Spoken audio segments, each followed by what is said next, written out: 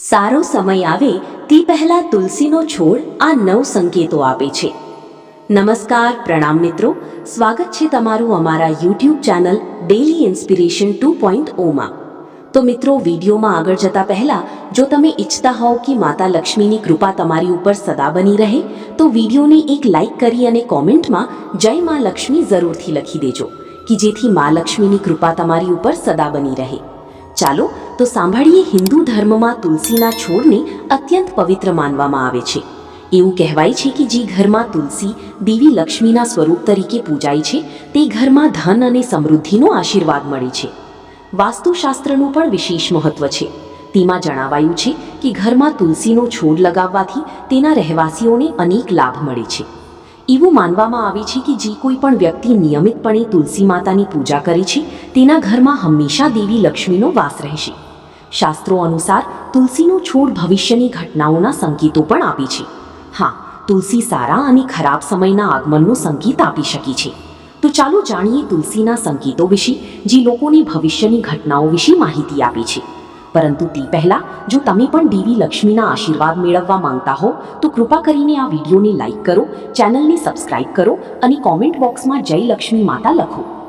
1. તમે ઘણીવાર જોયું હશે કે તમારા ઘરમાં રહેલો તુલસીનો છોડ અચાનક સુકાઈ જવા લાગે છે. અનેક પ્રયાસો છતાં છોડ લીલો રહેવાનું બંધ કરી દે છે અને સુકાઈ જાય છે. શાસ્ત્રો અનુસાર તુલસીનું સુકાઈ જવું એ સૂચવે છે કે તમારા ઘરમાં નકારાત્મક શક્તિઓ રહે છે. તે એક મોટા સંકટનો સંકેત પણ હોઈ શકે છે જે તમારા પરિવારને અસર કરી શકે છે. વધુમાં તુલસીનો છોડ સુકાઈ જવાથી એ પણ સંકેત મળે છે કે તમારા ઘરમાં ટૂંક સમયમાં સંપત્તિનું નુકસાન થઈ શકે છે. તેથી તુલસીના છોડને ક્યારેય સુકાવા ન દેવો જોઈએ. જો તુલસીના છોડના લીલાછમ પાંદડા અચાનક તૂટી જાય અને પોતાની મેળે ખરી પડે તો આ પણ અશુભ માનવામાં આવે છે. જ્યારે પાંદડા પીળા પડવા સ્વાભાવિક છે, પરંતુ જો લીલાછમ પાંદડા ખરવા લાગે છે તો તે સૂચવે છે કે તમારા ઘરમાં ઝઘડો, તકલીફ અને ભાગલા જેવી સમસ્યાઓ ઊભી થઈ શકે છે.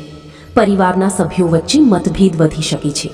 જો તમને આવા સંકેતનો અનુભવ થાય છે તો આ દુઃખને દૂર કરવા માટે સાંજે તુલસીના છોડ પાસે ઘીનો દીવો પ્રગટાવો. 2. જ્યારે તુલસીના છોડની નજીક નાના લીલાછમ છોડ ઉગવા લાગે છે ત્યારે તેની શુભ શુકન માનવામાં આવે છે.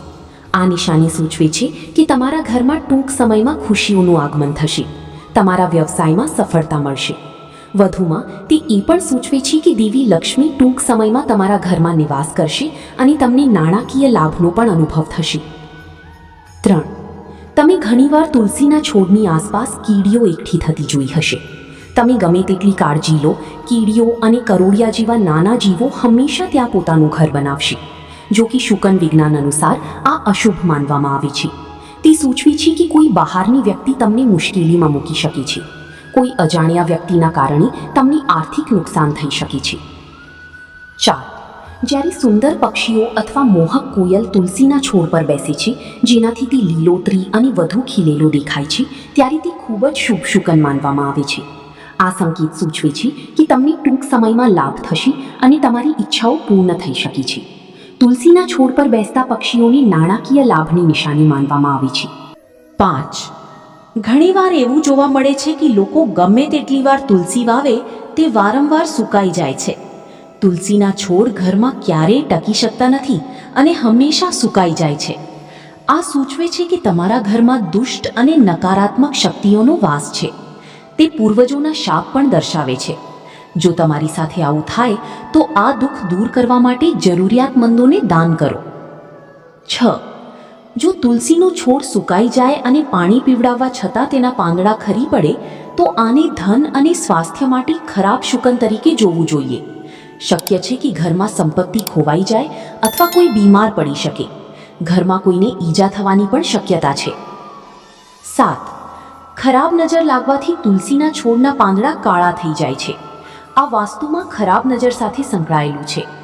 આવા ઘરમાં નકારાત્મક ઉર્જા પ્રવર્તે છે. જો તમે વારંવાર તુલસીનો છોડ વાવો છો પણ તે ખીલતો નથી તો તે ઘરમાં સકારાત્મકતાનો અભાવ દર્શાવે છે. આવી સ્થિતિમાં તુલસીનો છોડ યોગ્ય રીતે વધતો નથી. 8.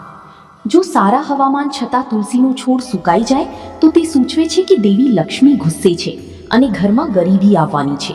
જો તુલસીના પાંદડા પીળા થઈ જાય અને ખરી પડે તો આ ઘરમાં નકારાત્મક ઉર્જા સાથે પણ સંકળાયેલું છે. આને દૂર કરવા માટે વ્યક્તિએ પૂજા કરવી જોઈએ, ઘર સાફ કરવું જોઈએ અને પરિવારના સભ્યોની આદતોમાં સુધારો કરવો જોઈએ. 9. વાસ્તુશાસ્ત્ર અનુસાર જો તમારા ઘરમાં તુલસીનો છોડ અચાનક સુકાઈ જાય તો સમજી લેવું જોઈએ કે ઘરમાં કોઈ મુશ્કેલી આવવાની છે. વાસ્તુશાસ્ત્ર અનુસાર સુકાઈ ગયેલો તુલસીનો છોડ દુઃખ અને પીડા દર્શાવે છે અને તેને તાત્કાલિક દૂર કરીને બીજા છોડથી બદલવો જોઈએ. 10. વાસ્તુશાસ્ત્ર અનુસાર તુલસીનો છોડ ક્યારેય પૂર્વ દિશામાં ન લગાવવો જોઈએ. એવું કહેવાય છે કે આનાથી ઘરમાં આર્થિક સંકટ આવી શકે છે. તુલસીનો છોડ હંમેશા ઉત્તર કે ઉત્તર પૂર્વ દિશામાં લગાવવો જોઈએ. 11. શાસ્ત્રો અનુસાર જો તમારા ઘરમાં તુલસીનો છોડ વારંવાર સુકાઈ જાય તો એવું માની લેવું જોઈએ કે ઘરમાં પિતૃદોષ છે. તેનાથી બચવા માટે જરૂરિયાતમંદોને દાન આપવું જોઈએ અને પૂર્વજોને પ્રસાદ આપવો જોઈએ. 12. શાસ્ત્રો અનુસાર રવિવારે તુલસીના છોડને પાણી ન આપવું જોઈએ. એવું માનવામાં આવે છે કે તુલસી માતા રવિવારે ભગવાન વિષ્ણુ માટે નિર્જળા વ્રત રાખે છે. તેથી રવિવારે તુલસીના છોડને પાણી ચઢાવવાની મનાઈ છે. એવું કહેવાય છે કે રવિવારે તુલસીના છોડને પાણી આપવાથી નકારાત્મકતા વધે છે અને ઘરમાં ગરીબી આવે છે. બુધ એક એવો ગ્રહ છે જે અન્ય ગ્રહોના સારા અને ખરાબ પ્રભાવોને વ્યક્તિ પર પહોંચાડે છે. જો કોઈ ગ્રહ અશુભ પરિણામો આપે છે તો તેની નકારાત્મક અસર બુધ સાથે સંકળાયેલી વસ્તુઓ પર પણ પડી છે. જો કોઈ ગ્રહ શુભ પરિણામો આપે છે તો તુલસીનો છોડ તેના પ્રભાવ હેઠળ વધતો રહે છે. બુધના શુભ પ્રભાવથી છોડ ફળ અને ફૂલો આપે છે. સવારે ખાલી પેટે દરરોજ 4 તુલસીના પાન ખાવાથી ડાયાબિટીસ, રક્તવિકારો, વાત, પિત્ત અને અન્ય બીમારીઓ દૂર થાય છે. દરરોજ થોડો સમય તુલસીના છોડ પાસે બેસવાથી દમમાં ઝડપથી રાહત મળે છે. 13. ઘરમાં તુલસીનો છોડ હોવો એ ડૉક્ટર જેવો છે. તે વાસ્તુ દોષોને દૂર કરવામાં પણ સક્ષમ છે. આપણા શાસ્ત્રો તેના ગુણોથી ભરપૂર છે. જન્મથી મૃત્યુ સુધી તુલસી મહત્વપૂર્ણ રહે છે. શું તમે ક્યારેય વિચાર્યું છે કે આ સામાન્ય દેખાતો તુલસીનો છોડ આપણા ઘર કે મકાનના બધા દોષોને દૂર કરવામાં અને આપણા જીવનને સ્વસ્થ બનાવવામાં સક્ષમ છે? 14. માતાની જેમ સુખ આપતી તુલસીનું વાસ્તુશાસ્ત્રમાં વિશેષ સ્થાન છે. આપણે એવા સમાજમાં રહીએ છીએ જ્યાં સસ્તી અને સરળતાથી ઉપલબ્ધ વસ્તુઓને પ્રતિષ્ઠાની વિરુદ્ધ માનવામાં આવે છે. આપણે મોંઘી વસ્તુઓને આપણી પ્રતિષ્ઠા માનવા લાગ્યા છીએ. 15. ગમે તે હોય, તુલસીને આપણા શાસ્ત્રોમાં એક પૂજનીય દેવી તરીકે સ્થાન આપવામાં આવ્યું છે. આપણે દરરોજ તેની પૂજા અને પૂજા કરીએ છીએ. તેને તુલસી માં શબ્દથી શણગારીએ છીએ. આધુનિક રસાયણશાસ્ત્ર પણ તેના ગુણધર્મોને ઓળખે છે. તેની હવા, સ્પર્શ અને સેવન શરીર માટે ફાયદાકારક છે અને તે પર્યાવરણને શુદ્ધ કરવામાં પણ સક્ષમ છે. 16. શાસ્ત્રો અનુસાર તુલસીના છોડના વિવિધ પ્રકારો છે. આમાંથી મુખ્ય છે શ્રી કૃષ્ણ તુલસી, લક્ષ્મી તુલસી, રામ તુલસી, કાળી તુલસી અને લીમડાની તુલસી. દરેકમાં અલગ અલગ ગુણધર્મો છે. તેનું શરીર, નાક, કાન, શ્વસન સમસ્યાઓ, ખાંસી અને હૃદયરોગ પર ખાસ પ્રભાવ પડે છે.